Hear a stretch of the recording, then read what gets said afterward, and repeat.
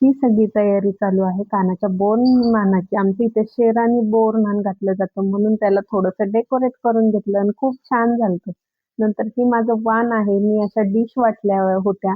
त्याआधी मी मस्तपैकी तयार झाले आणि ववसायला निघाले. आम्ही पार 4 वाजून गेल्यानंतर निघालो कारण की मुहूर्त 3 नंतर होता आणि मंदिरात खूप गर्दी होती.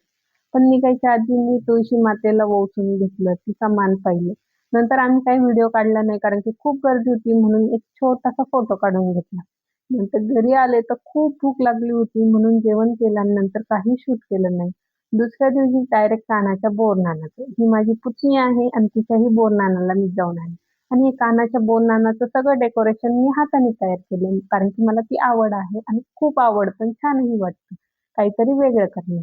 पण मुलांनी खूपच गोंधळ घातला आणि त्या चॉकलेट बिस्किटासाठी नुसता राडा झाला आणि असा दमून भागून आमचा दिवस संपला. बाय.